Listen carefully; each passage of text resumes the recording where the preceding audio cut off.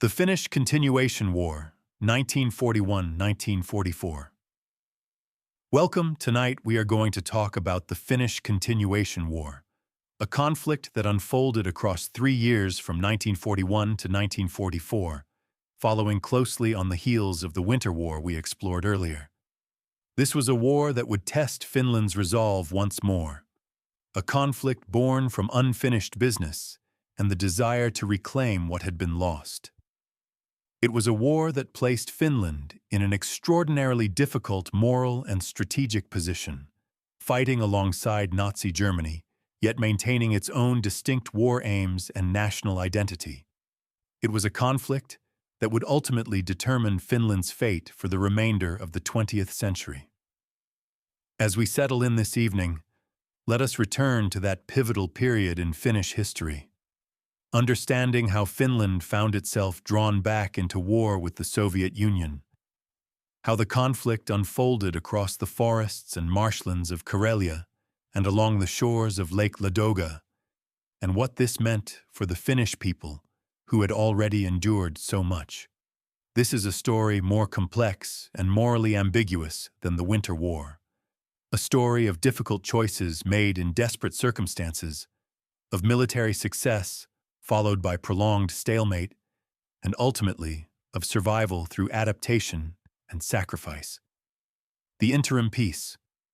March 1940 to June 1941, when the Winter War ended with the Moscow Peace Treaty. In March 1940, Finland found itself in a precarious situation.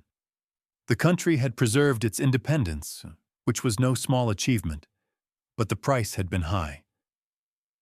Finland had lost approximately 11% of its territory, including the entire Karelian Isthmus, with the historic city of Viipuri, Finland's second-largest urban center. The regions ceded to the Soviet Union included some of Finland's most productive agricultural and industrial areas. The human cost was equally significant. Some 420,000 Finnish citizens, about 12% of Finland's total population, had to be evacuated from the ceded territories. These Karelian refugees, as they came to be known, had to leave behind their homes, their farms, their family histories stretching back generations.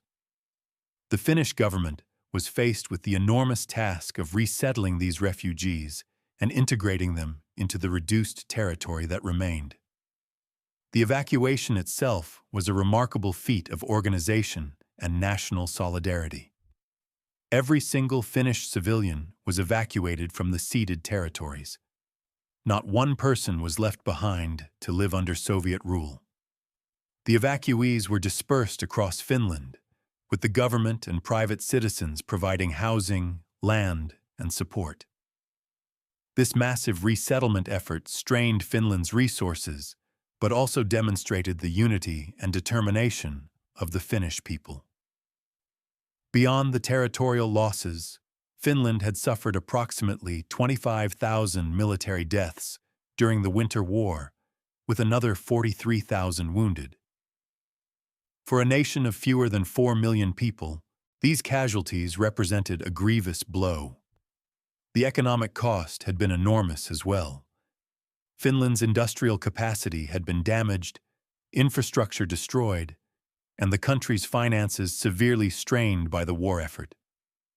Yet perhaps the most significant consequence of the Winter War was the fundamental insecurity it left in its wake. The Soviet Union remained an immediate and powerful neighbor, and there was no reason to believe that Soviet territorial ambitions had been satisfied. Stalin had not achieved all his objectives in the Winter War. He had wanted to install a puppet government and perhaps absorb Finland entirely into the Soviet sphere. The fact that Finland remained independent and democratic was, from the Soviet perspective, unfinished business.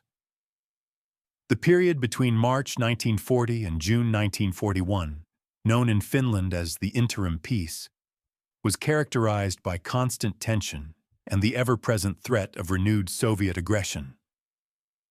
The Finnish government, led by President Risto Raiti and crucially with Field Marshal Carl Gustaf Emil Mannerheim as the chairman of the Defense Council, recognized that Finland needed to prepare for the possibility of another war. This preparation took several forms. First, Finland needed to rebuild and strengthen its military. The army had to be re-equipped, trained, and organized. Fortifications needed to be constructed along the new border with the Soviet Union. The Finnish defense industry had to be expanded to produce more weapons, ammunition, and equipment domestically, reducing dependence on imports that might be cut off in wartime. Second, Finland needed allies, or at least friendly powers, that could provide military and economic support. This was where Finland's situation became extraordinarily difficult. The Western democracies, Britain and France, which had expressed sympathy for Finland during the Winter War, were now at war with Germany and had limited capacity to help Finland. Moreover, Britain in particular was suspicious of any Finnish moves that might benefit Germany. The Soviet Union, despite the peace treaty, continued to exert pressure on Finland. Soviet diplomats made demands for economic concessions, for transit rights through Finnish territory, for changes in Finnish government personnel. There was a constant sense that the Soviets might at any moment decide to finish what they had started in the Winter War. This left Nazi Germany as the only major power both willing and able to provide Finland with support. Germany, planning its invasion of the Soviet Union, Operation Barbarossa, saw Finland as a valuable potential ally. Finland controlled territory on the Soviet Union's northern flank. Finnish forces could threaten Leningrad and tie down Soviet troops that might otherwise be deployed elsewhere.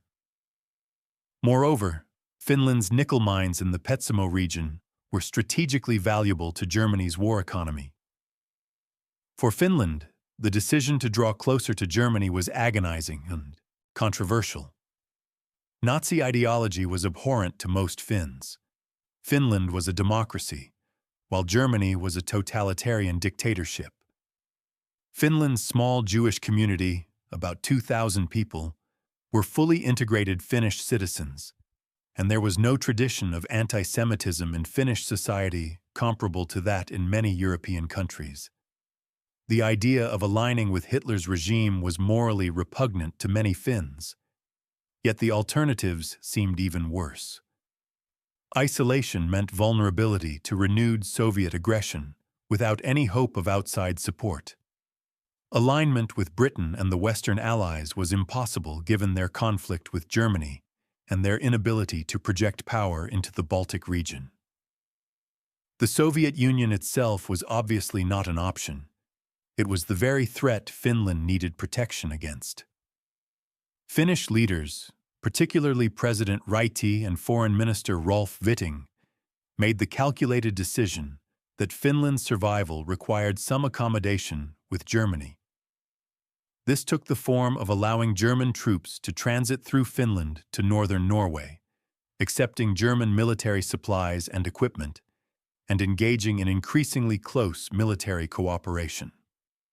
Crucially, however, Finland never signed a formal alliance with Germany and maintained that it was not party to the broader ideological conflict between Nazism and other systems.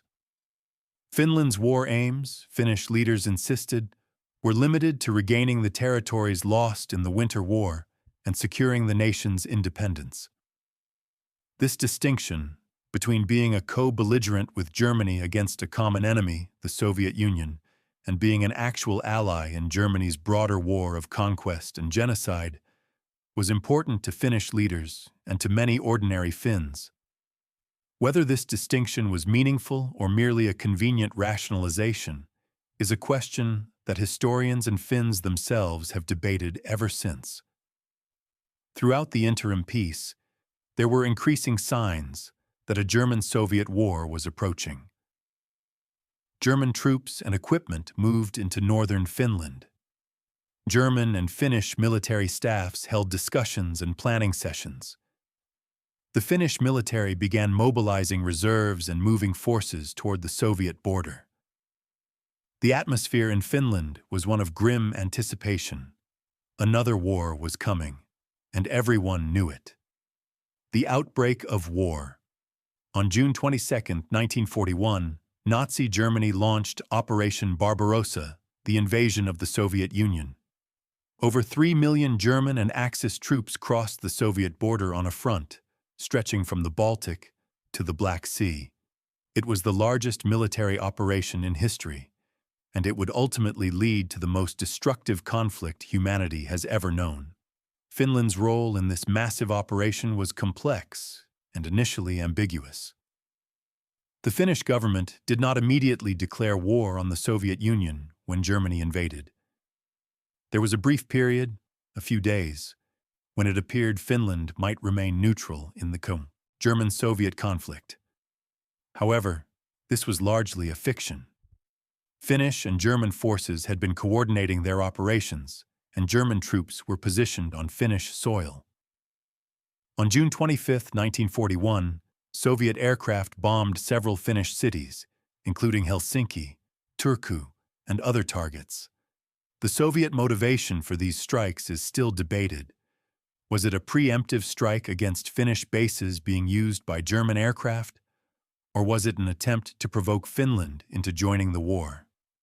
Regardless of Soviet intentions, the result was clear. The Finnish government declared that Finland was once again at war with the Soviet Union. The Finnish term for this conflict, jatkosota, or continuation war, reflected the Finnish view that this was essentially a continuation of the Winter War, an opportunity to rectify the injustices of the Moscow Peace Treaty and regain the lost territories. The Finnish government was careful to present the war as a separate, defensive conflict, not as part of Germany's broader war of aggression and conquest. The initial Finnish war aims were clearly stated and limited: to reclaim the territories ceded in the Moscow Peace Treaty, including the Karelian Isthmus and the city of Viipuri, and to establish a more secure border that would protect Finland from future Soviet aggression. There was also discussion of advancing into Soviet Karelia, the ethnically and linguistically related regions east of the pre-Winter War border, to create a Greater Finland, though this goal was more controversial and less universally supported. The Finnish military situation in June 1941 was far stronger than it had been in November 1939. The army had been rebuilt, re-equipped, and reinforced with German weapons and equipment. Finland now had modern artillery, anti-aircraft guns, and even some armor. The Air Force had been strengthened with German aircraft. Most importantly, the Finnish forces were battle-tested, experienced, and confident. Many of the soldiers and officers who had fought in the Winter War were back in uniform, determined to reclaim what had been lost. Field Marshal Mannerheim remained as commander-in-chief of the Finnish forces. Now 73 years old, Mannerheim was at the height of his prestige and authority. He was the living symbol of Finnish resistance and survival. His relationship with the German command was correct but distant. He cooperated when necessary, but maintained Finnish independence in decision-making. The Finnish forces in June 1941 numbered approximately 530,000 men, organized into several field armies. This was a remarkable mobilization for a country of fewer than 4 million people. It represented a significant portion of Finland's entire adult male population. The Finnish II Corps was positioned in the far north, in Lapland, where it would operate alongside German mountain troops. The main Finnish forces, the Karelian Army and the army defending the Karelian Isthmus, were poised to advance against Soviet positions. The Soviet forces facing Finland were significantly weaker than they had been in 1939-1940.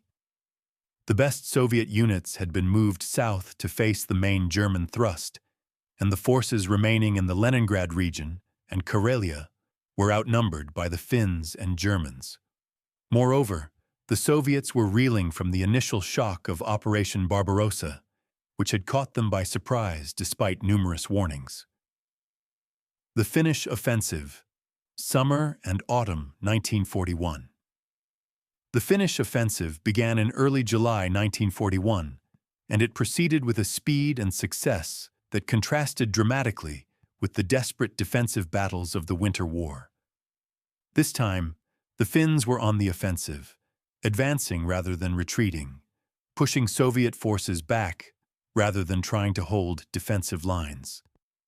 The Karelian Army, commanded by General Erich Heinrichs, advanced north of Lake Ladoga into Soviet Karelia. Finnish forces moved rapidly through the forests and along the few roads, employing the same tactics of maneuver and encirclement that had served them so well in defense during the Winter War. Soviet forces, poorly organized and often lacking effective leadership due to Stalin's earlier purges, retreated in disorder. The advance was dramatic.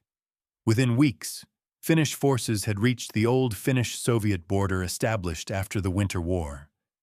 Here, the Finnish government and military command faced a crucial decision.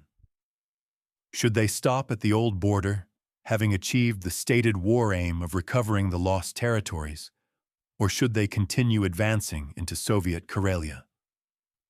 After some debate, the decision was made to continue the advance. The justifications offered were several.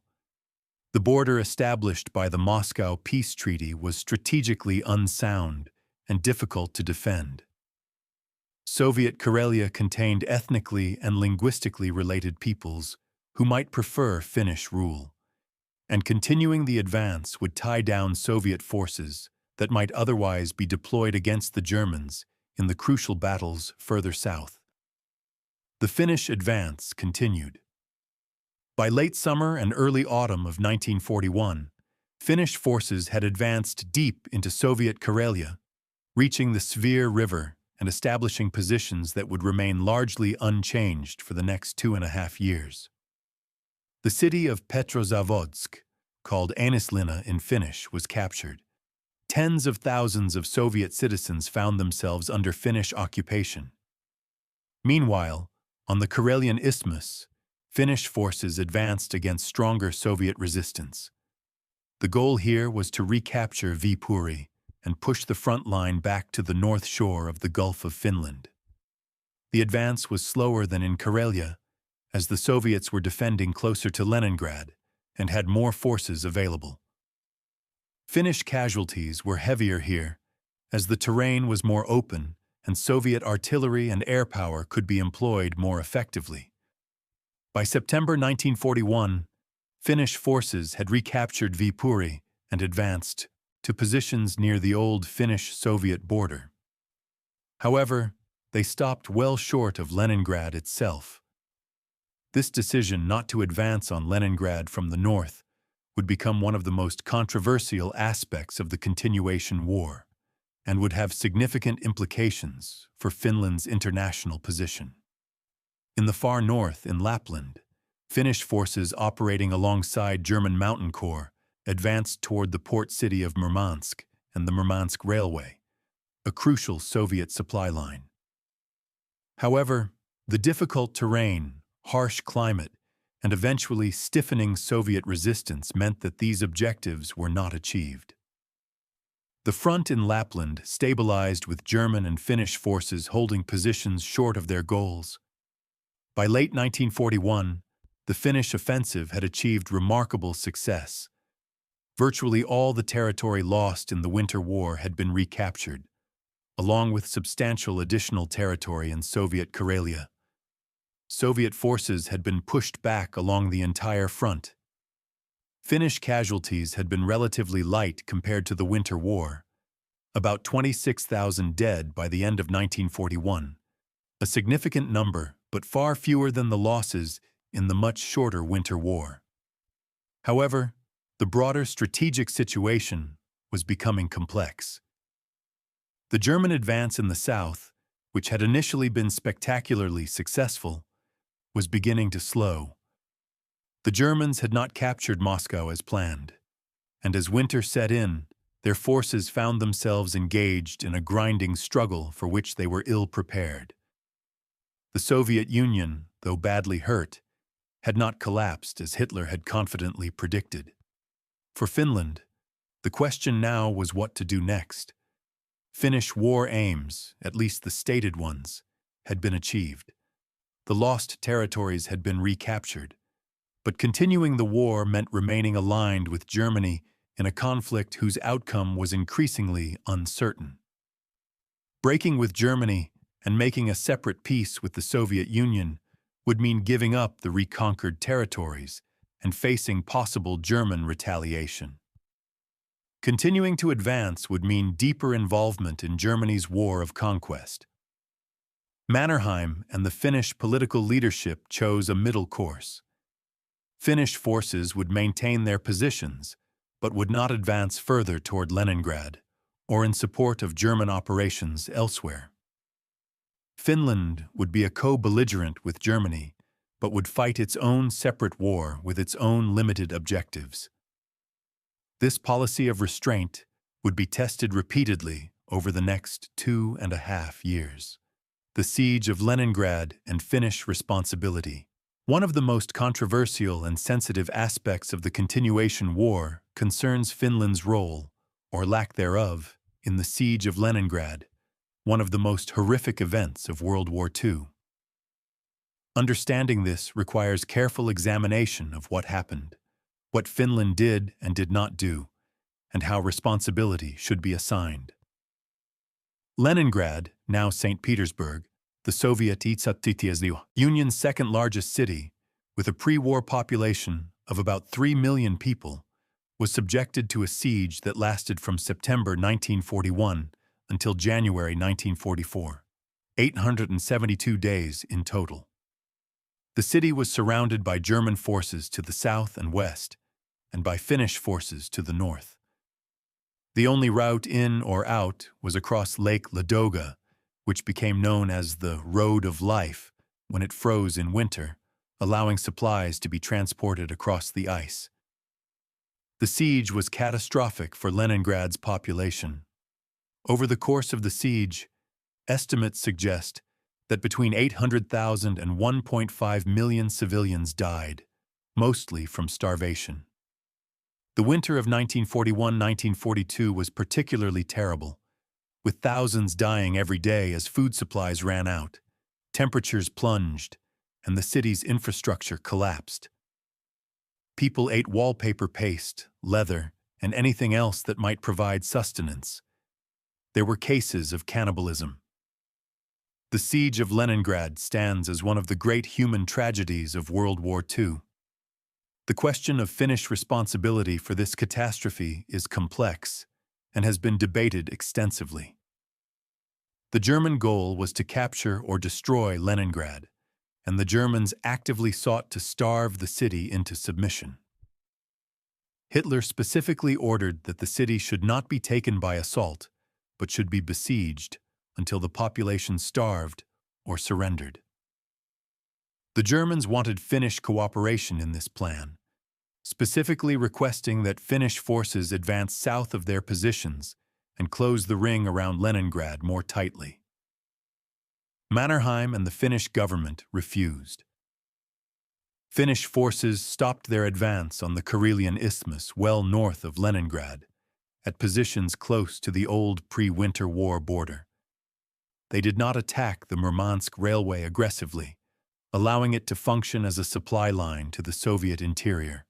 Most significantly, Finnish forces did not cut the Road of Life across Lake Ladoga, which would have been militarily feasible and which would have completed the starvation blockade of Leningrad. The Finnish position was that their war aims had been achieved with the recovery of the lost territories, and they had no interest in conquering Soviet cities or participating in Germany's war of annihilation. Mannerheim reportedly told German liaison officers that Finnish soldiers were fighting for Finland, not for Germany's objectives. The Finnish government maintained that it was engaged in a separate war with limited defensive aims. However, Finnish forces did maintain positions that formed part of the encirclement of Leningrad from the north. They engaged in combat with Soviet forces attempting to break the siege. Finnish artillery shelled Soviet positions, and Soviet counter-battery fire and air raids struck Finnish positions. The mere presence of Finnish forces on the northern side of Leningrad tied down Soviet troops that might otherwise have been used to break the siege or defend elsewhere. The debate continues among historians about how much responsibility Finland bears for the siege of Leningrad. Some argue that Finland's refusal to advance further and its maintenance of separate war aims meant that Finnish responsibility was limited. The siege was fundamentally a German operation, and the deaths resulted from German policy. Others contend that by maintaining the northern encirclement and remaining in the war, Finland was complicit in the siege regardless of its specific intentions. This question has had significant implications for Finland's historical memory and international reputation. During the Cold War, Soviet propaganda emphasized Finnish complicity in the siege as part of its broader narrative about the Great Patriotic War. After the Cold War, as archives opened and historical research became more sophisticated, a more nuanced picture emerged. Most contemporary historians recognize both that Finland had its own war aims distinct from Germany's genocidal policies, and that Finnish presence and actions did contribute to the conditions that caused so much suffering in Leningrad. For the Finnish soldiers maintaining positions on the Karelian Isthmus during these years, the situation was complex and often morally troubling. Many were simply defending positions against Soviet attacks, doing their duty as they understood it. Some were aware of the suffering in Leningrad and felt uncomfortable about their role, however indirect, in causing it. Others focused on their own experiences, the comrades they had lost in the Winter War, the homes and lands they had reclaimed, and tried not to think about what was happening in the besieged city to the south. Life in occupied Soviet Karelia. While much attention has focused on the military aspects of the Continuation War, it is important to understand what happened in the territories that came under Finnish occupation, particularly in Soviet Karelia, the regions east of Finland's pre-Winter War border. When Finnish forces advanced into Soviet Karelia in 1941, they found a region that was ethnically and linguistically complex. The population included ethnic Karelians, who spoke a language closely related to Finnish, ethnic Russians, and various other groups. Some of these people, particularly the ethnic Karelians, initially welcomed the Finns as liberators from Soviet rule, which had been harsh, especially during Stalin's purges and collectivization campaigns. The Finnish military administration established in occupied Soviet Karelia faced numerous challenges. The region was underdeveloped compared to Finland proper, with poor infrastructure and lower living standards. The Soviet administration had evacuated many civilians ahead of the Finnish advance, but a significant population remained, estimated at about 400,000 people. The Finnish occupation policy was characterized by ethnic discrimination, though of a different character than the Nazi policies being implemented elsewhere in occupied Europe. The Finnish authorities divided the population into national groups based on ethnicity and language. Ethnic Finns and Karelians who were deemed to be racially and linguistically related to Finns were given preferential treatment. They received better rations, had more freedom of movement, and were generally treated more favorably. However, those classified as non-national, primarily ethnic Russians but also some other groups, were subjected to harsh treatment. Many were confined to what were essentially concentration camps or labor camps. Conditions in these camps were poor, with inadequate food, shelter, and medical care. Between 4,000 and 7,000 people died in these camps from disease, malnutrition, and harsh conditions. It is crucial to understand both the similarities and differences between these Finnish camps and the Nazi concentration and extermination camps. The Finnish camps were not death camps designed for systematic genocide. There were no gas chambers, no organized mass killings, no attempt to exterminate entire ethnic groups. The deaths that occurred resulted primarily from inadequate supplies and harsh conditions rather than deliberate extermination policy. However, this does not absolve Finnish authorities of responsibility for what happened. The policy of ethnic discrimination, the confinement of civilians based on their ethnicity, and the failure to provide adequate care for those confined represented serious violations of humanitarian principles and international law. The Finnish government knew that conditions in the camps were poor and that deaths were occurring, yet the policies continued. After the war, this aspect of the Continuation War was not widely discussed in Finland. The Finnish government did not acknowledge the extent of what had happened in occupied Karelia, and many Finns were unaware of these events. It was only in the late 1990s and early 2000s when Finnish historians gained access to archives and began conducting systematic research that the full picture emerged. This has led to significant debate within Finland about this dark chapter in Finnish history and about how to incorporate it into national memory of the war. For ordinary Finnish soldiers occupying Soviet Karelia, the situation was often uncomfortable. Many had no enthusiasm for being occupiers far from their homes. They found the territory they had conquered difficult to administer and the population often hostile. The romantic notion of liberating ethnic Karelians and creating a Greater Finland was undermined by the reality that many Karelians had been Sovietized and did not welcome Finnish rule, and that the population was far more ethnically diverse than Finnish nationalism had acknowledged. The Orthodox Church became a point of contention. Many Karelians were Orthodox Christians, but Finland was predominantly Lutheran. Finnish authorities attempted to assert control over Orthodox churches and parishes, appointing Finnish-speaking clergy and trying to bring the Orthodox population into the Finnish cultural sphere. This was resented by many Karelians who saw their religious traditions being undermined. Finnish civilian administration in occupied Karelia attempted to establish schools, clinics, and other infrastructure, but resources were limited and military needs took priority. The attempt to integrate this territory into Finland was half-hearted and unsuccessful. By 1943, it was becoming clear even to Finnish leaders that holding on to Soviet Karelia permanently would be impossible, and that this territory would have to be returned when peace was eventually made.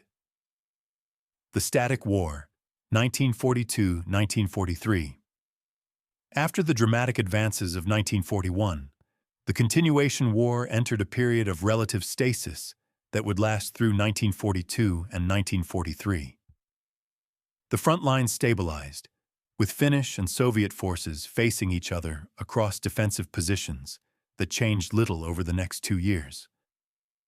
This period, while less dramatic than the offensive operations of 1941 or the desperate defensive battles of 1944, was crucial in shaping the war's ultimate outcome and the experience of those who lived through it. The static nature of the war during this period was the result of several factors. First, both sides had reached positions that were relatively easy to defend and difficult to attack.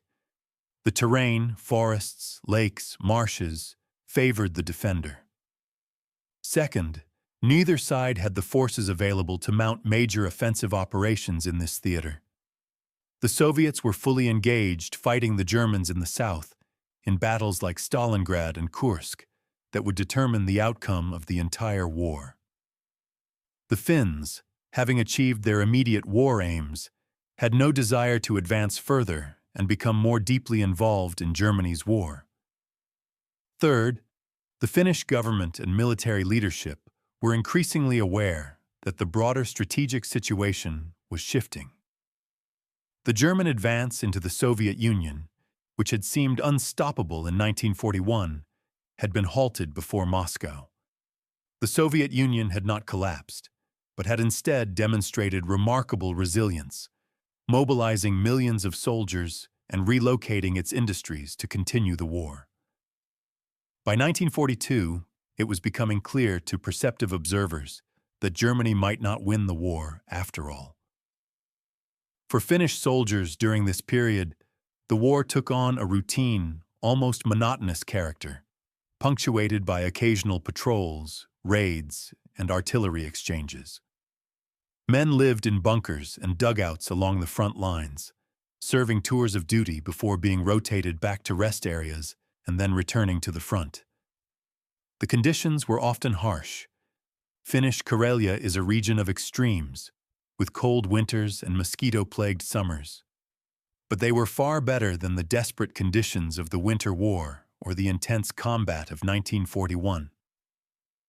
The Finnish military established an extensive system of fortifications and defensive positions during this period. Trenches, bunkers, minefields, and barbed wire obstacles were constructed all along the front. Artillery positions were carefully sighted and supplied.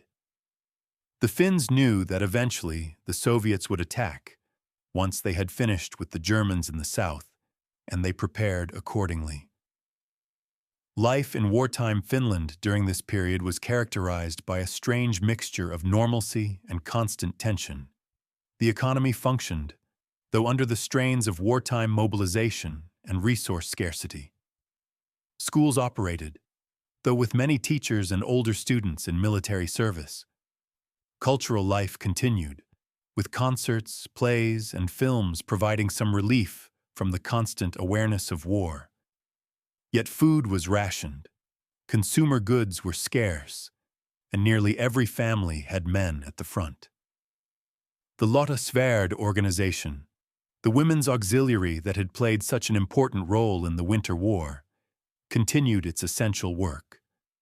Women served in military support roles, in hospitals caring for wounded soldiers, in communications, in anti-aircraft batteries, and in countless other capacities. Finnish women also took on jobs in agriculture and industry that had traditionally been done by men, keeping the economy functioning despite the massive military mobilization. Politically, this period saw increasing strain in Finland's relationship with Germany.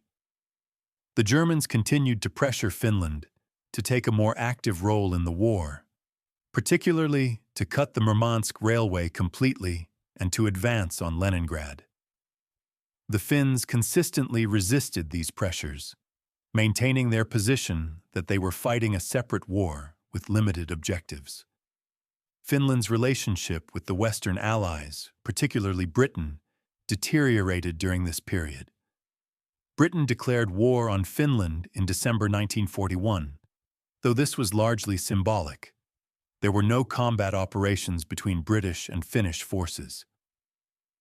The United States, while not declaring war on Finland, viewed Finland's alignment with Germany unfavorably. Finnish diplomats attempted to maintain channels of communication with the Western powers, emphasizing Finland's separate war aims and hoping to preserve the possibility of eventually switching sides. The turning point in the broader war came in 1943. The German defeat at Stalingrad in February was followed by the failed German offensive at Kursk in July. It was now clear that Germany was losing the war.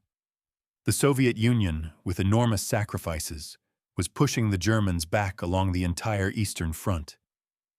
It was only a matter of time before the Soviets, having dealt with the Germans, would turn their full attention to Finland. Finnish leaders began to explore the possibility of making a separate peace with the Soviet Union. Secret diplomatic contacts were established. Soundings were taken. However, the Soviet terms were harsh.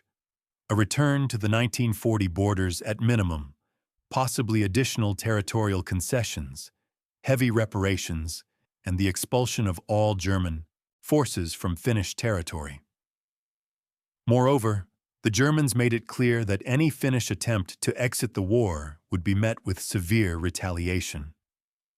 Finland was trapped in a conflict it could not win, fighting alongside an ally whose cause was doomed, facing inevitable Soviet attack, unable to make peace on acceptable terms, and unable to switch sides without German retaliation. It was a desperate situation, and it was about to become much worse. The Soviet Offensive. Summer 1944. In the early summer of 1944, as Allied forces landed in Normandy and began liberating Western Europe from Nazi occupation, the Soviet Union launched its own massive offensive in the north, a campaign to knock Finland out of the war and to punish the Finns for their alliance with Germany. The Soviet offensive began on June 9, 1944, on the Karelian Isthmus. The scale of the attack was overwhelming, far greater than anything the Finns had faced in the Winter War. The Soviet forces committed to the offensive numbered over 450,000 troops, supported by over 10,000 artillery pieces, 800 tanks, and 1,500 aircraft. The artillery bombardment that preceded the assault was the most intense that Finnish forces had ever experienced. More shells were fired in the first hours than in entire weeks during the Winter War. Facing this onslaught were approximately 70,000 Finnish troops on the Karelian Isthmus. The numerical disparity was even more extreme than it had been in 1939-1940. Moreover, the Soviet forces of 1944 were not the poorly trained, badly led troops of the Winter War. These were veterans hardened by 3 years of brutal combat against the Germans, well-equipped with modern weapons, skilled in combined arms operations, and confident in their eventual victory. The Finnish defenses on the Karelian Isthmus, while extensive, were not as strong as the Mannerheim Line had been in 1940. The 3 years of static warfare had seen the construction of many fortifications, but the Finns lacked the concrete and steel to build truly formidable defenses. Moreover, the Soviet tactics had evolved. They had learned from their failures in the Winter War and from their battles against the Germans. The Soviet artillery preparation was designed to systematically destroy Finnish defensive positions, and the Soviet infantry and armor attacked with a level of sophistication and coordination that had been absent in 1940. The initial Soviet attacks achieved rapid breakthroughs. Finnish defensive positions that had been expected to hold for days were overrun in hours. The first defensive line was pierced on the first day. By June 15th, Soviet forces had broken through the second defensive line and were advancing rapidly. The city of Viipuri, which had been recaptured with such pride in 1941, fell to Soviet forces on June 20th. Finnish forces were retreating in disorder, and there was real fear that the entire front would collapse. The Finnish government and military command recognized that they were facing a crisis that threatened the very survival of Finland as an independent nation.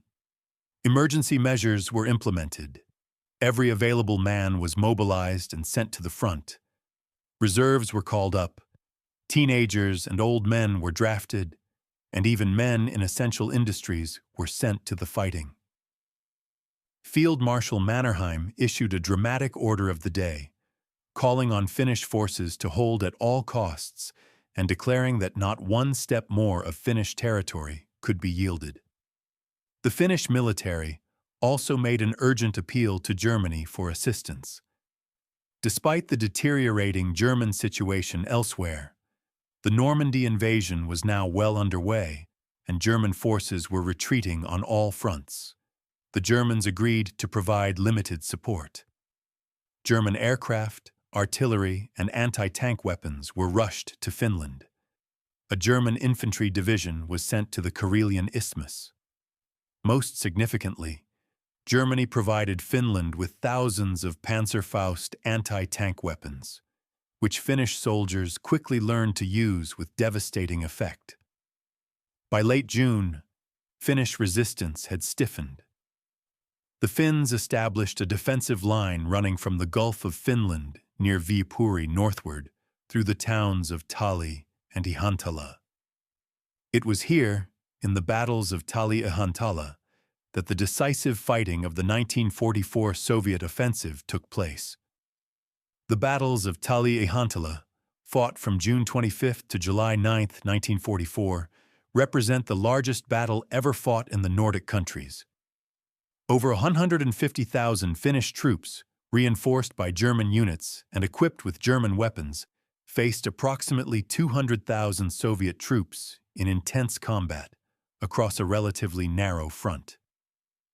The fighting was characterized by massive artillery bombardments, waves of Soviet tank attacks, desperate Finnish counterattacks, and close quarters fighting in forests and villages. Finnish forces employed every resource at their disposal. Artillery, including the German guns that had been provided, fired barrages that destroyed attacking Soviet armor. Infantry armed with Panzerfausts stalked Soviet tanks, attacking at close range. Finnish anti-tank guns engaged Soviet armor at point-blank range. The Finnish Air Force, though vastly outnumbered, attacked Soviet columns and provided support to ground forces. Finnish naval vessels provided fire support from the Gulf of Finland. The Soviets attacked repeatedly, attempting to break through Finnish lines and continue the advance that had been so successful in early June. But the Finnish defenses held. By early July, Soviet attacks were visibly weakening. The Red Army had suffered heavy casualties. Estimates suggest that Soviet losses in the June-July offensive exceeded 50,000 killed and wounded. The offensive was grinding to a halt. By mid-July, it was clear that the Soviet offensive, while it had inflicted significant damage and recaptured Viipuri and parts of the Karelian Isthmus, had not achieved its maximal objectives. Finland had not been knocked out of the war. The Finnish army, though badly mauled, had not collapsed. The front had stabilized once again, though in positions further back than where it had been in June. The Finnish victory at Tali-Ihantala, if it can be called a victory, given the losses and territorial concessions, was crucial for Finland's survival. It demonstrated that Finland could still defend itself even against the might of the Soviet Union at the height of its power. It gave Finland leverage in the peace negotiations that would inevitably follow, and it perhaps deterred the Soviets from attempting a full conquest of Finland, which would clearly require a commitment of forces that the Soviets preferred to use elsewhere. However, the cost had been high. Finnish casualties in June and July 1944 were approximately 60,000 killed, wounded, or missing. This represented nearly one-third of the forces engaged. Finland had been forced to commit its last reserves, including young men and old men who would not normally be called to military service. The country was exhausted, its resources depleted, its population war-weary after 3 years of continuous conflict. The road to peace. While Finnish forces were fighting desperately to hold back the Soviet offensive in June and July 1944, Finnish diplomats were working equally desperately to find a way out of the war. The situation was clear to Finnish leaders. Finland could not win a prolonged war against the Soviet Union. German support was limited and unreliable given Germany's own collapsing position, and continuing the war would only result in more destruction and possibly the complete loss of Finnish independence. However, making peace was extraordinarily difficult. The Soviet terms were harsh. The Soviets demanded a return to the 1940 border, meaning Finland would lose Viipuri and the Karelian Isthmus again. They demanded heavy reparations. The figure eventually set was $300 million worth of goods, a staggering sum for Finland's small economy. They demanded that Finland break with Germany and expel all German forces from Finnish territory. And they demanded territorial concessions beyond even the 1940 borders, including the Petsamo region in the far north, which contained Finland's only access to the Arctic Ocean and valuable nickel mines. The Finnish government was divided on whether to accept these terms. Some argued that the terms were so harsh that Finland might as well fight on and hope for a better outcome. Others argued that any terms that preserved Finnish independence were preferable to continued war, which might result in complete Soviet occupation. There was also the problem of Germany. Finland's alignment with Germany had been formalized by the Ryti-Ribbentrop Agreement of June 1944, in which President Ryti had given his personal word that Finland would not make a separate peace with the Soviet Union. This agreement had been made in exchange for critical German military aid during the crisis of the Soviet offensive. Breaking this agreement would be seen by Germany as betrayal and would likely result in German retaliation. The solution to this dilemma was politically creative if morally questionable. In August 1944, President Ryti resigned. The Finnish parliament then elected Field Marshal Mannerheim as president. Mannerheim announced that Ryti's personal commitment to Germany was not binding on the new government. Finland was now free to seek peace negotiations with the Soviet Union. Negotiations proceeded through August and early September 1944. The Soviets, aware that Finland was desperate but also cognizant that conquering Finland would require resources they preferred to use against Germany, were willing to make a deal that preserved Finnish independence while ensuring Soviet security interests. The Western Allies, though not directly involved in the negotiations, signaled that they supported a peace agreement that would remove Finland from the war. The armistice agreement between Finland and the Soviet Union was signed on September 19, 1944, with the ceasefire taking effect on September 4. The terms reflected Finland's desperate position. Finland would return to the 1940 borders, losing Viipuri and the Karelian Isthmus again. The population would once again have to be evacuated, some 407,000 people from the recaptured and then receded territories. Finland would cede the Petsamo region, losing access to the Arctic Ocean and the nickel mines.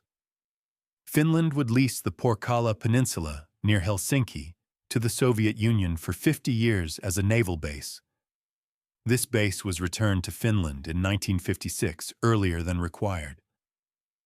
Finland would pay $300 million in reparations over 6 years, a crushing economic burden. Finland would reduce its armed forces to peacetime levels and accept limitations on the size of its military. Finland would expel or intern all German forces remaining on Finnish territory. Finland would try Finnish leaders for war crimes, a requirement that was implemented in the War Responsibility Trials of 1945-1946, though these were more political theater than genuine justice. For Finland, these were bitter terms, but they preserved the essential fact. Finland would remain an independent nation with its democratic system intact. No Soviet occupation, no puppet government, no absorption into the Soviet Union. Given what had happened to the Baltic states, which had been completely occupied and annexed by the Soviet Union, Finland's outcome was, relatively speaking, fortunate. The Finnish people received news of the armistice with mixed emotions. There was relief that the war was ending, that the constant fear of losing sons, husbands, and fathers could finally cease. There was exhaustion after years of sacrifice and hardship. But there was also profound disappointment and bitterness at having lost territory again, at having fought so hard for 3 years only to end up roughly where Finland had been in 1940, minus additional territory and plus a crushing reparations burden. The Karelian refugees faced evacuation yet again. Those who had returned to their homes in 1941 had to leave once more. The old, the young, the sick, all had to pack what they could carry and move to an uncertain future in what remained of Finland. The trauma of this double displacement would affect these people and their descendants for generations. Yet amid the bitterness and disappointment, there was also a sense of pride.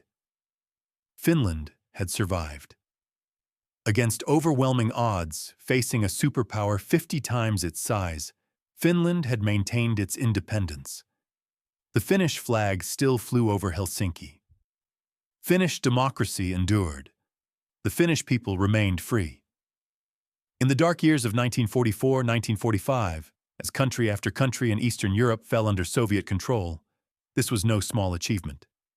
The Lapland War, September 1944 to April 1945. The armistice terms required Finland to expel or intern all German forces on Finnish territory. This presented an immediate and serious problem.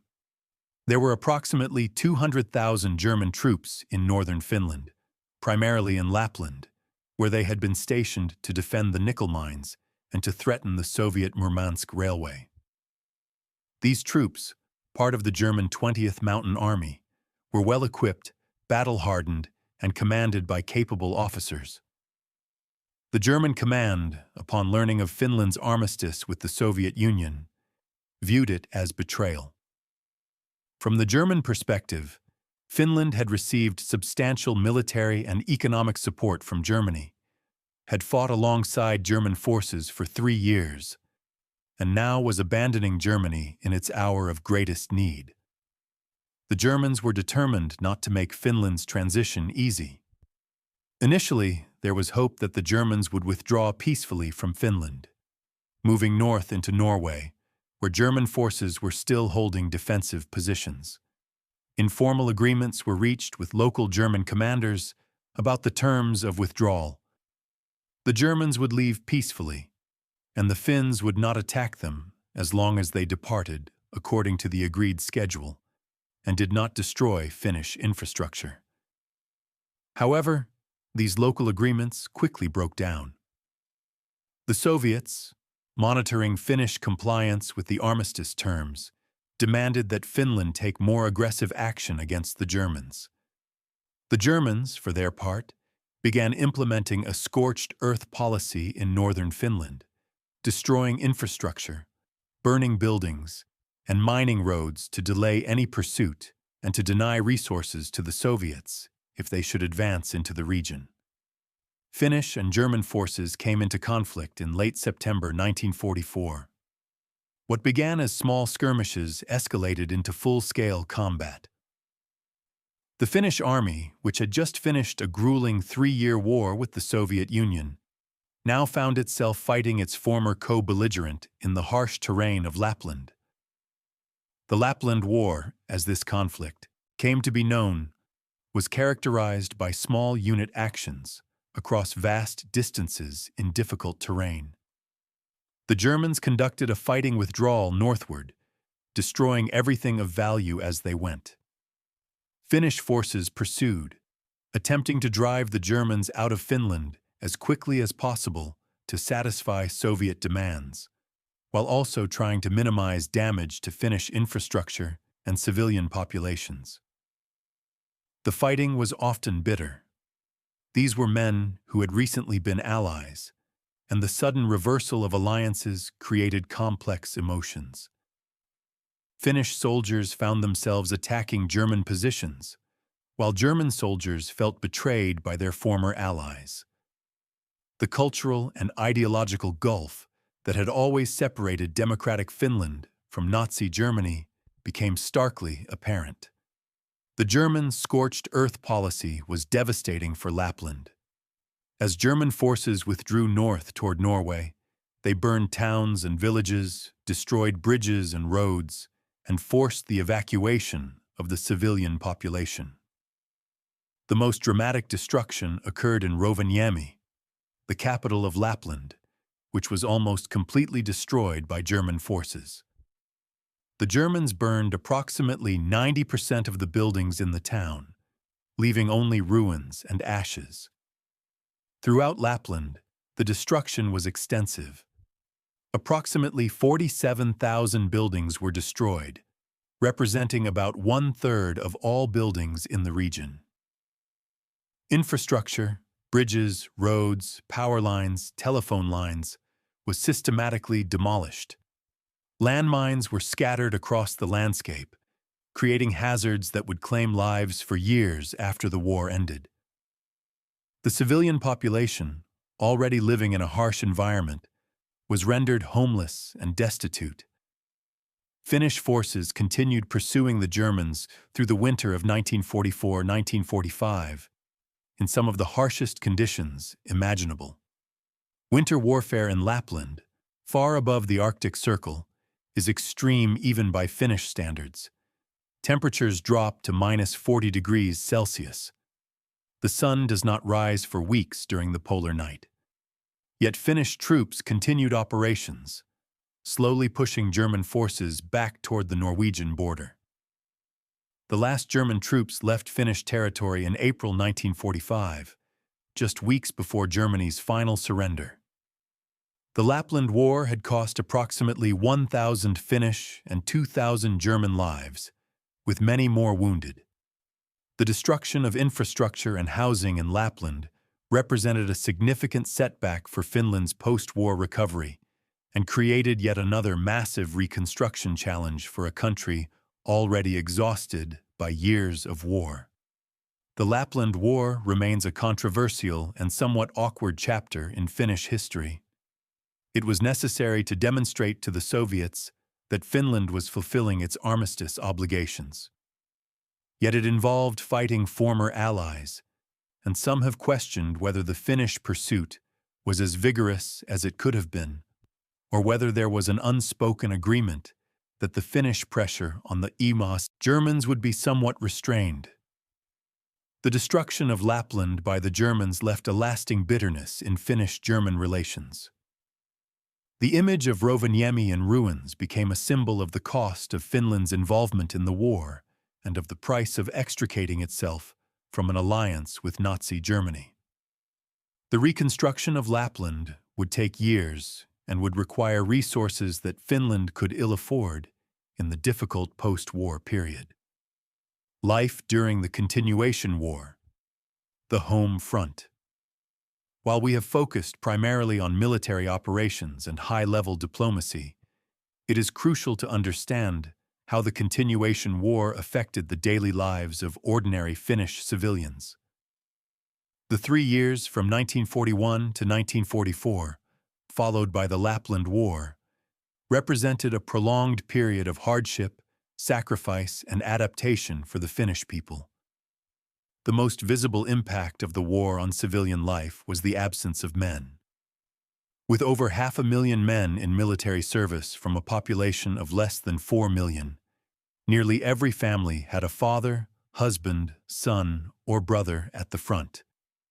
This massive military mobilization meant that women, children, and elderly men had to maintain the economy, agriculture, and society while the able-bodied men were away fighting.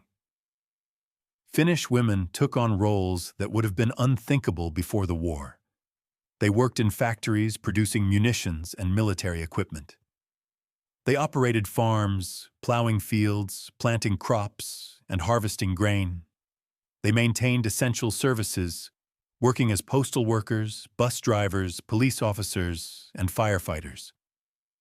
The Lotta Svärd organization mobilized over 240,000 women who performed military support functions, nursing, communications, air defense, logistics, and countless other tasks essential to the war effort. Food rationing was a constant reality throughout the Continuation War. Finland's agriculture, while productive, could not produce enough to feed both the civilian population and the large military. Moreover, the territories lost to the Soviet Union had included some of Finland's best agricultural land. Rationing ensured that food was distributed fairly and that military needs were met, but it meant that civilian diets were limited and monotonous. The Finnish diet during the war years was heavy on bread, potatoes, and fish, with meat, dairy products, butter, and sugar being scarce. Coffee, which Finns consumed in enormous quantities and which had cultural significance beyond its role as a beverage, was almost impossible to obtain legally. A black market existed, but prices were prohibitively high for most people. Many Finns resorted to coffee substitutes made from roasted barley, rye, chicory, or dandelion roots, beverages that bore little resemblance to real coffee, but provided something hot to drink.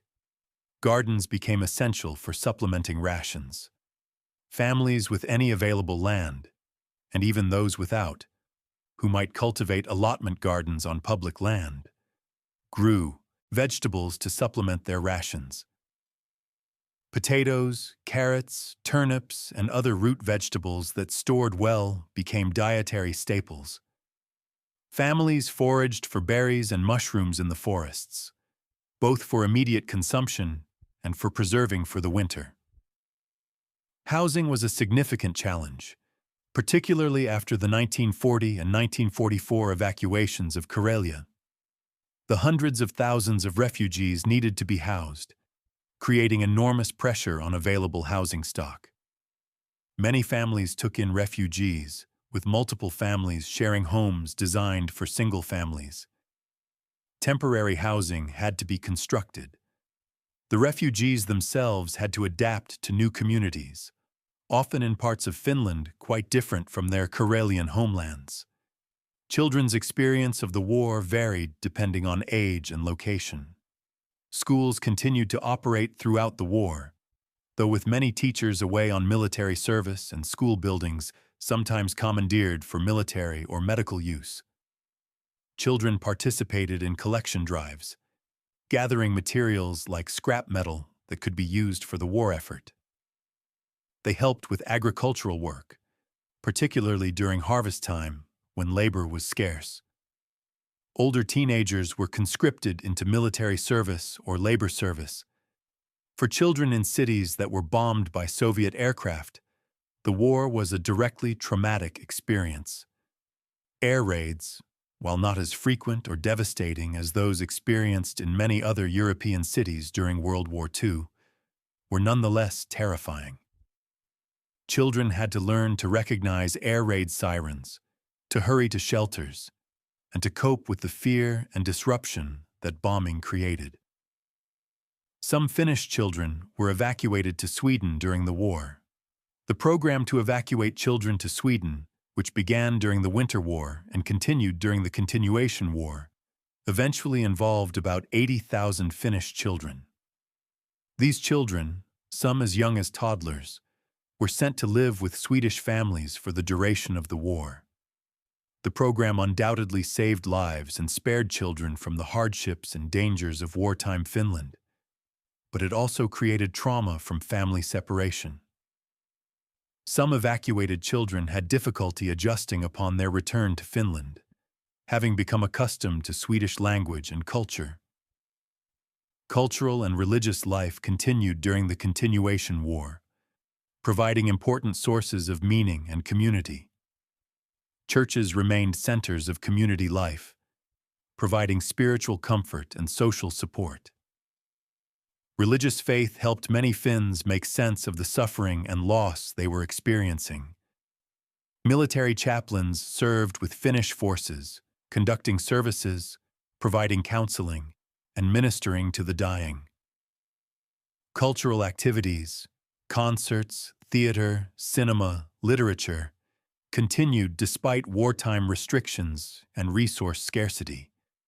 These activities provided essential relief from the constant tension and hardship of wartime life.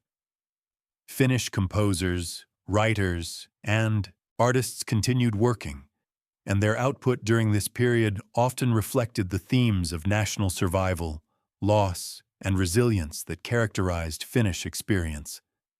Radio became an increasingly important medium during the war. Most Finnish families listened to radio broadcasts for news from the fronts and from the wider world. The Finnish National Broadcasting Company, Elias Radio, provided news, music, and entertainment. Radio also became a propaganda tool, with broadcasts designed to maintain morale and support for the war effort. The mail service between soldiers at the front and their families at home was vital for maintaining connections and morale on both sides. Letters were eagerly awaited and carefully preserved. For soldiers, letters from home provided a crucial link to the life they were fighting to defend.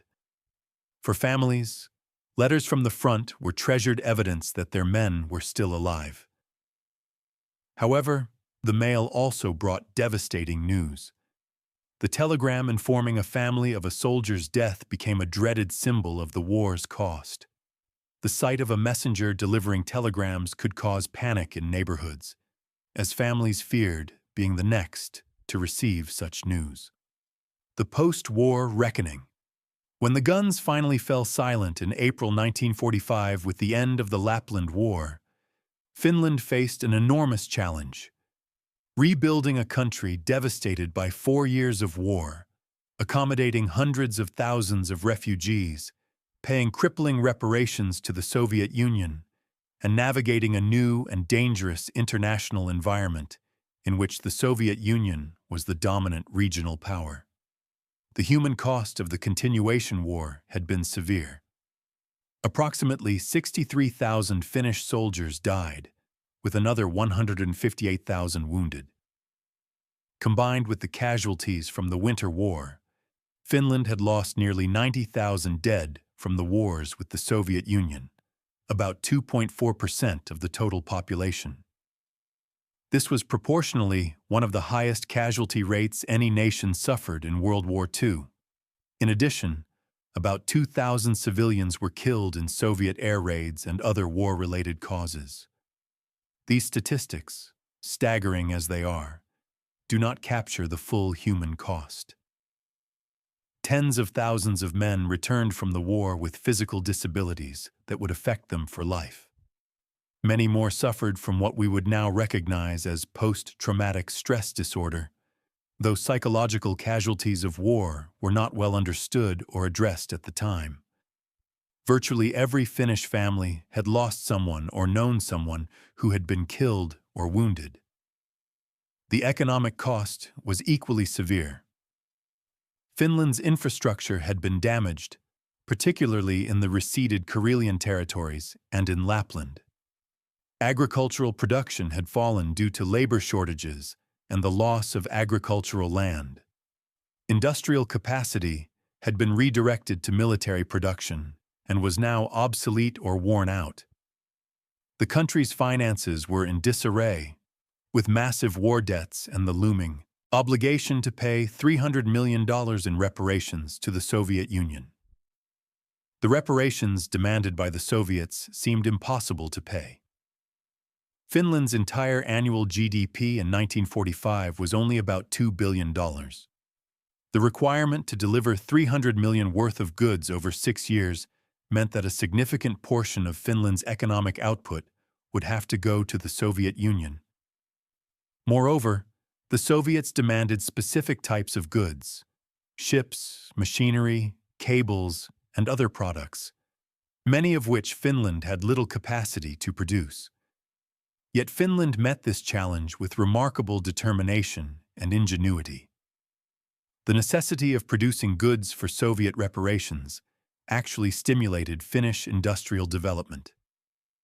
Finnish companies developed new capabilities in shipbuilding, machinery production, and other sectors. Finnish engineers and workers gained expertise and experience. The reparations, while devastating financially, inadvertently helped modernize the Finnish economy and created industrial capacity that would serve Finland well in the post-war period. The final reparations payment was made in 1952 on schedule. The fact that Finland had met its obligations in full and on time earned respect internationally and demonstrated Finnish reliability and determination. Some have argued that the reparations, despite the hardship they caused, were less burdensome than the continued Soviet occupation that other nations faced. and that they represented the price of independence.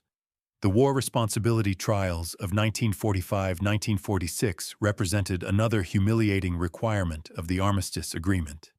8 Finnish political and military leaders, including former President Raiti and several ministers, were tried for war guilt, essentially for leading Finland into the Continuation War. The trials were deeply controversial in Finland. Many Finns felt that these men had done what they believed necessary for Finland's survival and did not deserve to be treated as criminals. The trials were largely political theater designed to satisfy Soviet demands.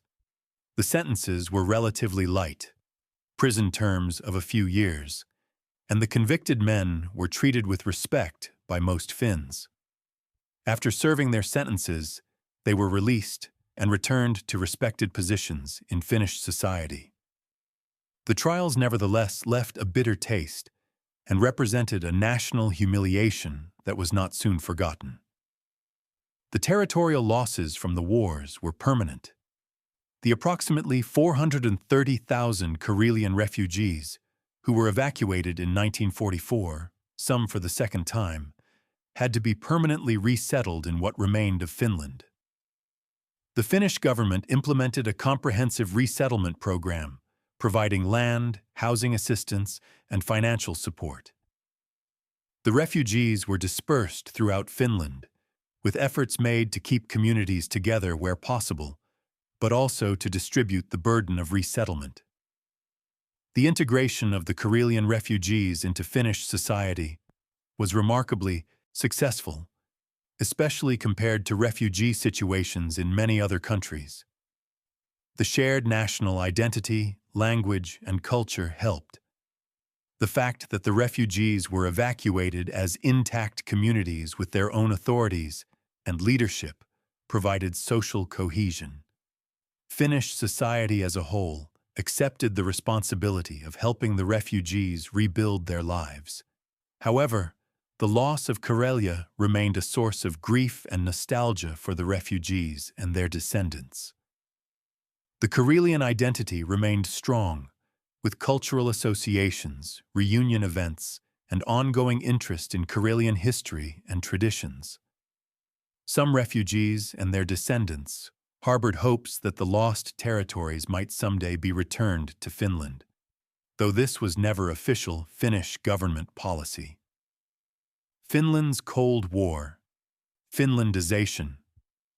The Continuation War and its outcome fundamentally shaped Finland's position in the post-war world and throughout the Cold War. Finland found itself in an extraordinarily difficult position. It was a Western democracy by culture, values, and political system, but it was geographically adjacent to and economically dependent on the Soviet Union, one of the two superpowers that would dominate global politics for the next 4 decades. The solution that Finland developed to navigate this situation came to be known as Finlandization, a term coined by foreign observers that Finns themselves generally disliked. Finlandization referred to a policy of maintaining friendly relations with the Soviet Union, accommodating Soviet security concerns, avoiding any actions that might be perceived as threatening by the Soviets, while simultaneously preserving Finland's internal sovereignty, democratic system, market economy, and Western cultural orientation. This policy was controversial and delicate. Critics, particularly in the West during the Cold War, argued that Finlandization represented excessive deference to Soviet power, a form of self-censorship and limitation of sovereignty that was degrading to Finnish independence. They pointed to instances where Finnish governments had been pressured by the Soviets to change policies or personnel, where Finnish media had censored itself to avoid offending the Soviets, and where Finnish foreign policy had been constrained by the need to maintain Soviet approval. Defenders of Finlandization argued that it was a realistic policy that preserved what mattered most: Finland's independence, democracy, and Western way of life, while avoiding the much worse fate of becoming a Soviet satellite state or being occupied like the Baltic countries. They noted that Finland, unlike any other country bordering the Soviet Union, except NATO member Norway, remained a genuine democracy throughout the Cold War. Finnish citizens enjoyed freedom of speech, free elections, independent courts, and a market economy. The key to Finlandization was the Treaty of Friendship, Cooperation, and Mutual Assistance (FCMA) treaty, signed with the Soviet Union in 1948. This treaty obligated Finland to resist any attack on the Soviet Union through Finnish territory and to consult with the Soviet Union if such a threat arose. However, it did not require Finland to allow Soviet bases on Finnish territory, except the Porkkala naval base, which was returned in 1956, did not require Finland to join the Warsaw Pact, and did not limit Finland's internal sovereignty. Finnish foreign policy during the Cold War was characterized by careful neutrality. Finland did not join NATO despite its Western orientation, because Soviet opposition made this impossible.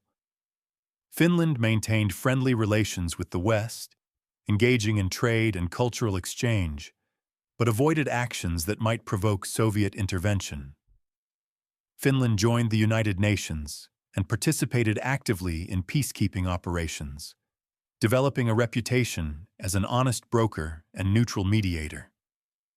Domestically, Finland developed a prosperous market economy, built a comprehensive welfare state, and maintained its democratic institutions. The Finnish political system, based on coalition governments and consensus politics, proved stable and effective. Finnish society modernized rapidly in the post-war decades, transforming from a largely agricultural society to an advanced industrial and post-industrial economy. The memory and legacy of the Winter War and Continuation War played an important role in maintaining Finnish national unity during the Cold War. The wars demonstrated Finnish determination to remain independent and provided a shared national narrative of resistance and survival. Veterans of the wars were honored, and commemoration of the wars became an important part of Finnish national identity. However, the memory of the Continuation War was more complicated than that of the Winter War. The alliance with Nazi Germany, however pragmatic its motivations, was embarrassing and difficult to justify. The treatment of civilians in occupied Soviet Karelia, the role in the siege of Leningrad, and other controversial aspects of the war were often downplayed or ignored in public discourse. It was only after the Cold War ended that Finnish historians could examine these issues more critically and openly. Historical memory and controversy. The memory and interpretation of the Continuation War have evolved significantly since 1944, and the war remains a subject of debate and discussion in Finland today. How Finns remember and understand this conflict reflects broader questions about national identity, moral responsibility, and historical justice. During the Cold War, the Finnish narrative about the Continuation War emphasized certain themes while downplaying others. The war was portrayed as a defensive conflict, forced upon Finland by Soviet aggression and by the necessity of recovering territory lost in the Winter War. Finnish cooperation with Germany was presented as a regrettable necessity, dictated by geopolitical circumstances rather than ideological affinity. The separate nature of Finland's war aims, distinct from Germany's genocidal policies, was stressed. This narrative served important purposes during the Cold War. It maintained Finnish national pride and cohesion while also being acceptable to the Soviet Union, which tolerated this interpretation as long as Finland acknowledged having been on the losing side and having fought against the USSR. The narrative allowed Finns to honor their veterans and commemorate their sacrifices while maintaining the delicate relationship with the Soviet Union that Finlandization required. However, this narrative also involved silences and omissions.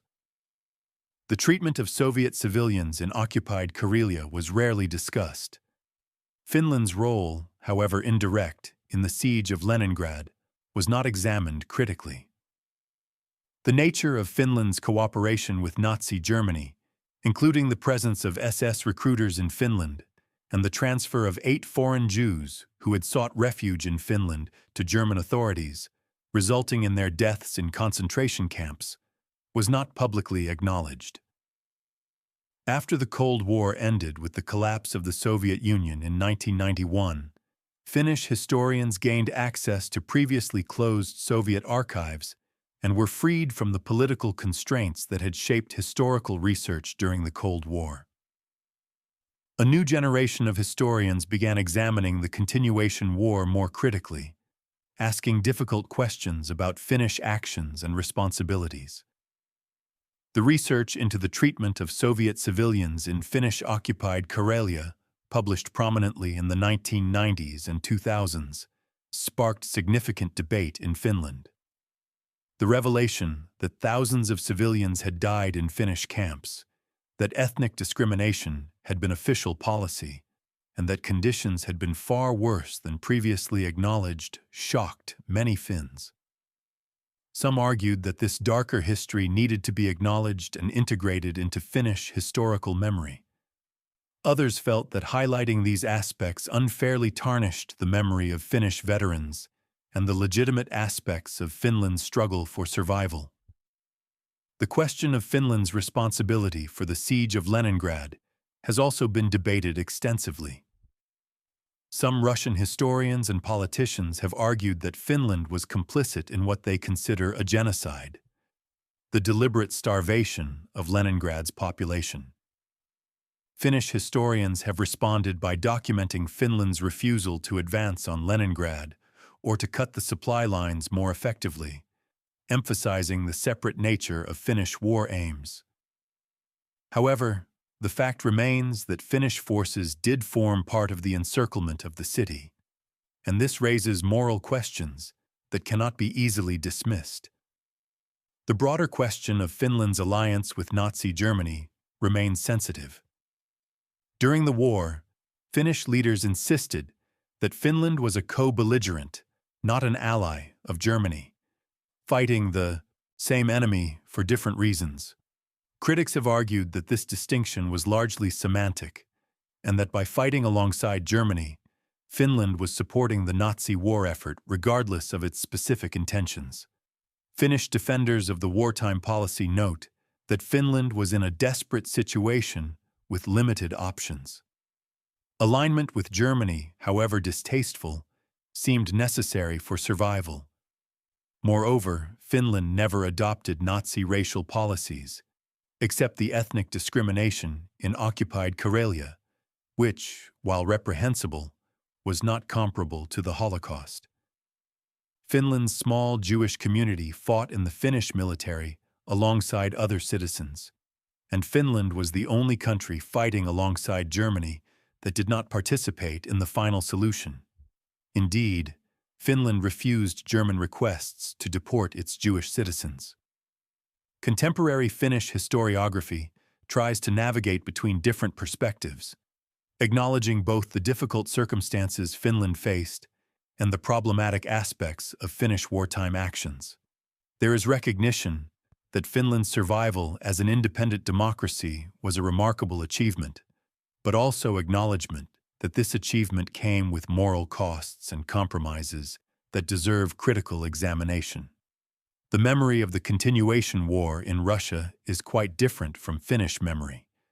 For Russians, the conflict is subsumed within the larger narrative of the Great Patriotic War, World War II, in which the Soviet Union defeated Nazi Germany and its allies at enormous cost. Finnish participation in the war is remembered primarily in connection with the siege of Leningrad, one of the most traumatic events in Russian historical memory.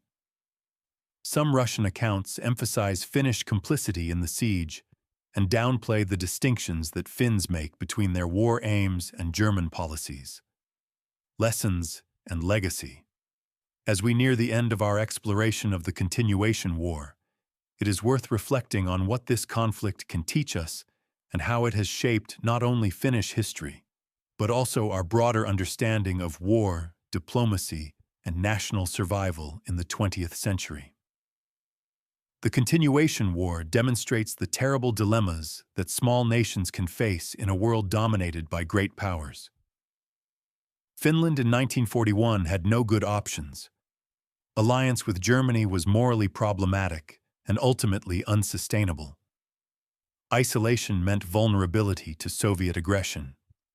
Alignment with the Western Allies was geographically and politically impossible. Finnish leaders chose what they saw as the least bad option, but every choice came with costs.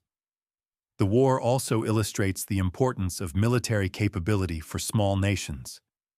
Finland's ability to defend itself in 1944, to fight the Soviet offensive to a standstill despite overwhelming odds, was crucial to preserving Finnish independence.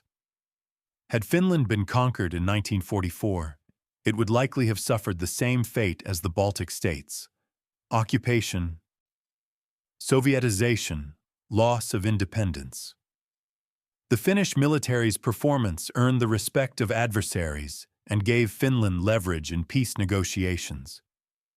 The Continuation War shows the complexity of moral judgment in warfare. Finnish soldiers believed they were defending their homeland, recovering territory unjustly taken, and fighting for national survival. Yet they were also fighting alongside Nazi Germany and participating, however indirectly, in a war that included genocide and unprecedented atrocities. Honoring the courage and sacrifice of individual soldiers while acknowledging the problematic nature of the cause they served requires nuanced thinking that resists simplistic narratives. The war's outcome, preservation of Finnish independence despite being on the losing side, was remarkably fortunate compared to what happened to other nations in Finland's situation. This outcome was not inevitable or guaranteed. It resulted from a combination of factors: Finnish military performance, Soviet calculations about the costs of conquering Finland versus the benefits, changes in the broader strategic situation, and skilled Finnish diplomacy. The fact that Finland emerged independent while countries like Estonia, Latvia, and Lithuania were absorbed into the Soviet Union illustrates how contingent historical outcomes can be. The post-war development of Finland, the successful integration of refugees, the payment of reparations, the development of the Finlandization policy, and the ultimate emergence of Finland as a prosperous, stable democracy demonstrates remarkable national resilience and adaptability. The Finnish people, having endured tremendous suffering and loss, built a successful society that preserved its values while adapting to geopolitical realities. The Continuation War also offers lessons about historical memory and national narratives. The evolution of Finnish understanding of the war, from the relatively uncritical narratives of the Cold War era to the more complex and sometimes uncomfortable re-examinations of recent decades, shows how historical understanding deepens over time as new evidence emerges and as political constraints on historical research are removed. Conclusion. As we come to the end of our long journey through the Finnish Continuation War, let us take a moment to reflect on what we have explored. We have traveled through 3 years of conflict, from the hopeful offensive operations of 1941 through the long static period of 1942-1943 to the desperate defensive battles of 1944, and finally the bitter Lapland War against former allies. We have seen how Finland, recovering from the devastating losses of the Winter War, found itself drawn back into conflict with the Soviet Union, this time fighting alongside Nazi Germany in a morally ambiguous alliance born of desperation and limited options. We have witnessed the initial successes of 1941, when Finnish forces recaptured lost territories and advanced deep into Soviet Karelia, achieving military victories that seemed to vindicate the decision to fight. We have explored the complex realities of occupation, understanding how Finnish forces administered conquered territory with policies that were sometimes benevolent and sometimes harsh, reflecting both genuine cultural connections with Karelian populations and also ethnic prejudices that led to discriminatory policies and civilian suffering. We have acknowledged the difficult questions about Finland's role in the siege of Leningrad, recognizing both Finnish restraint in refusing to advance on the city and also the fact that Finnish forces formed part of the encirclement. We have experienced the long years of static warfare, when the front lines barely moved, but soldiers continued serving, families continued waiting, and Finnish society continued functioning under the strain of total mobilization. We have felt the shock of the massive Soviet offensive of June 1944, when the full might of the Red Army, fresh from victories over the Germans, turned its attention to Finland, and Finnish forces fought desperately to avoid the complete collapse that threatened to end Finnish independence forever. We have understood the agonizing decision to seek peace on harsh terms, terms that meant giving up the territories recovered at such cost, paying crippling reparations, and facing an uncertain future in the shadow of Soviet power. We have witnessed the bitter necessity of fighting former German allies in Lapland, and we have seen the devastating destruction that this final chapter of the war brought to Finland's north.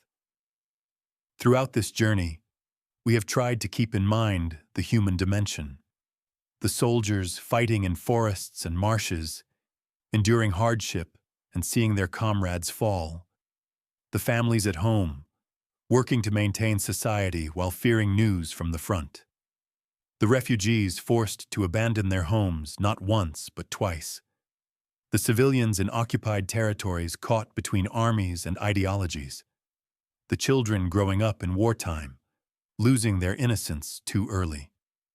The Continuation War was a tragedy in many respects.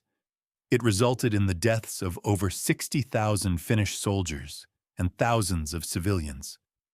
It brought enormous destruction to Finnish territory, particularly in Karelia and Lapland. It left hundreds of thousands of refugees homeless. It created moral compromises and engaged Finland in a conflict alongside Nazi Germany that was problematic both at the time and in historical memory. It ended with Finland losing territory and facing crushing reparations. Yet the Continuation War also demonstrated remarkable Finnish courage, resilience, and unity. The military performance of Finnish forces, particularly in the desperate battles of summer 1944, was extraordinary.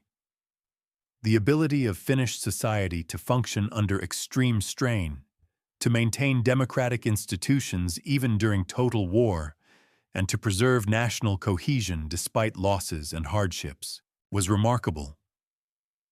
The ultimate preservation of Finnish independence, democracy, and way of life, achieved against significant odds, represented a success that distinguished Finland from most of its neighbors in Eastern Europe. The legacy of the Continuation War continues to shape Finland and Finnish identity today.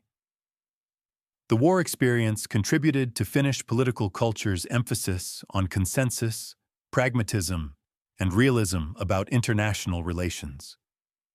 The memory of the war reinforces Finnish determination to maintain strong national defense and to avoid dependency on any single foreign power. The complicated moral questions raised by the war have contributed to Finnish capacity for critical self-examination and nuanced historical understanding. For those of us looking back from the 21st century, the Continuation War offers important lessons about the dilemmas small nations face, about the relationship between military capability and national survival, about the complexity of moral judgment in warfare, and about the importance of both honoring the sacrifices of previous generations and honestly confronting difficult aspects of history.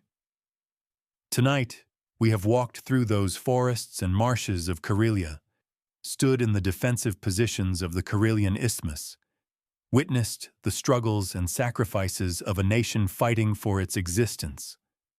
We have tried to understand not only what happened, but also why it happened, what it meant to those who lived through it, and what it means for us today.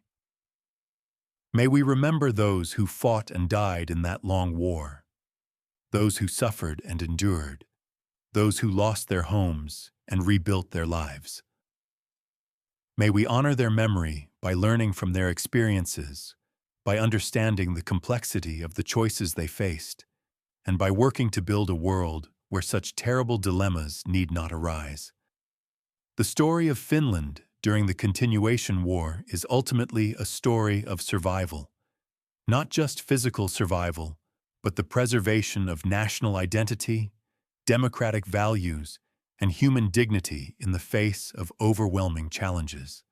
In that sense, it is a story that speaks to universal human experiences and aspirations, and its lessons remain relevant long after the guns fell silent. Thank you for joining me on this long journey through the Finnish Continuation War. May the memory of this conflict, with all its complexity and tragedy, continue to teach us about courage, resilience, moral complexity, and the precious nature of independence and freedom.